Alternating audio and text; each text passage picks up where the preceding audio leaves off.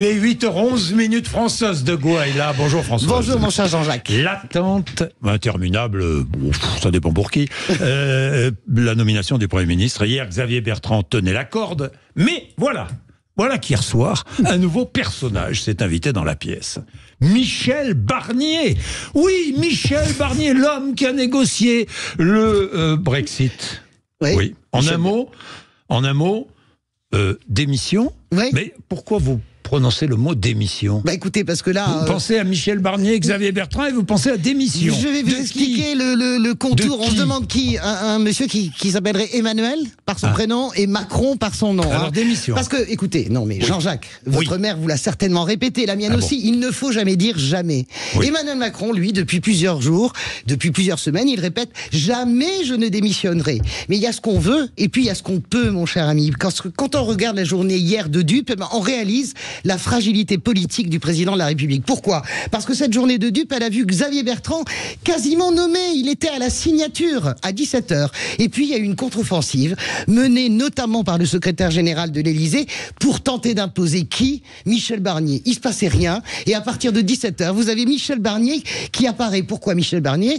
Il est moins social. Il est plus consignant surtout avec le milieu des affaires notamment. J'ai pas envie de dire les milliardaires parce que ça fait complotiste, mais quand même, poussé dans le dos par Alexis Kohler et puis un milieu affairiste, et bien paf, vous avez Michel Barnier qui apparaît dans les petits écrans et là sur toutes les chaînes info.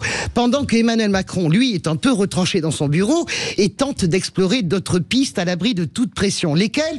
On ne sait pas, mais cette journée montre surtout, Jean-Jacques, que le président a compris qu'il ne va pas survivre à une censure et que le prochain fusible, c'est lui. Pourquoi? D'abord parce qu'il répète Urbi et Orbi qu'il travaille depuis le 7 juillet à une solution politique durable. Dans ces conditions, comment survivre à une censure immédiate de ce gouvernement? Et comment peut-on imaginer ce matin, chers amis, que Michel Barnier lui-même échappera à la censure de la gauche et du Rassemblement national? Par ailleurs, Jean-Jacques, autre argument, le budget approche à grands pas. Il doit être bouclé le 1er octobre.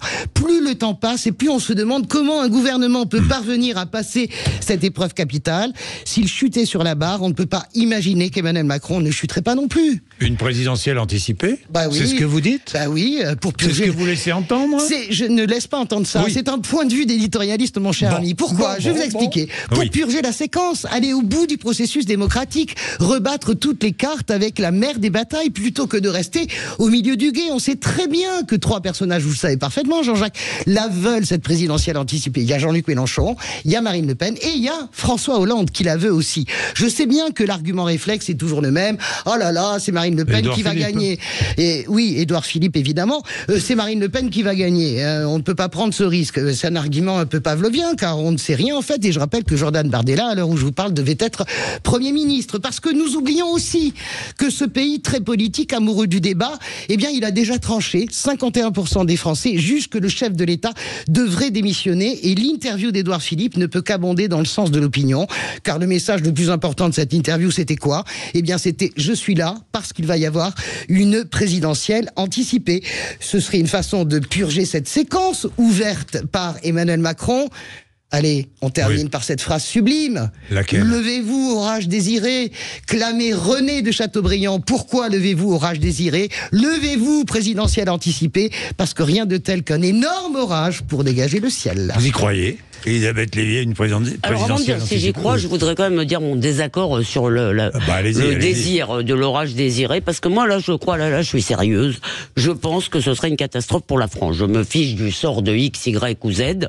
Je suis assez d'accord, moi. On n'est pas prêt pour une présidentielle. Deuxièmement, la fin d'un quinquennat dans une crise institutionnelle avec une assemblée qu'on ne pourra toujours pas dissoudre, etc., etc. Vous connaissez tout ça, mais je ne suis pas d'accord avec le fait, si vous voulez, je commence. Et encore une fois, bon, maintenant la dissolution a eu lieu, à part accuser Macron tous les jours, on peut peut-être aussi réfléchir, il n'y a pas que Macron, si vous voulez, qui est responsable de ce qui est en train de se passer. Deuxième chose, sur Barnier, la conclusion, je suis d'accord avec vous, mais c'est parce qu'il est gentil avec les milieux d'affaires que vous appelez affairistes. Bah oui, vous avez raison. Prenons donc un Premier ministre qui effraiera tous les investisseurs du monde. Ça va certainement arranger nos bidons, là. À mon avis, ce qui disqualifie Barnier, c'est d'abord sa nullité dans l'affaire Brexit. Et, bon, j'exagère un peu, disons. Oui, un peu, mais bon. Non, mais Et son européisme. Et troisièmement, et j'en finis là. Troisièmement, et j'en finis là, moi, ce que je trouve, je continue à penser qu'on peut trouver, avec la bonne volonté des uns et des autres, un espace vers la droite, quelqu'un qui effraie pas trop les uns et les autres. Je pense que c'est tout à fait possible, et quelqu'un qui ne brutalisera pas le pays jusqu'aux échéances normales. Parce que de toute façon, on va pas faire de révolution. Mais ce qui est quand même amusant, c'est de voir tous ces gens qui hier préféraient s'allier avec les agitateurs d'antisémitisme. Je n'ai pas fini, Françoise, merci.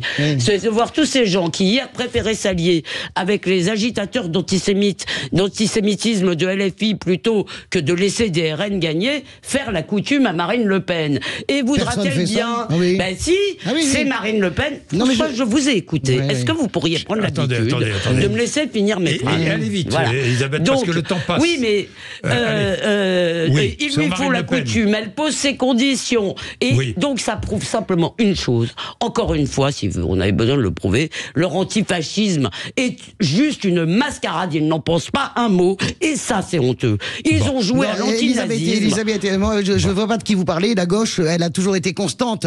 J'espère que vous parlez du bloc central. La gauche a toujours été constante sur Marine Le Pen. La gauche se moque pas mal de ce que va décider et faire Marine Le Pen. C'est pas le sujet. Là, vous parlez certainement des macronistes. Vous pouvez pas parler du nouveau Front populaire. De la droite.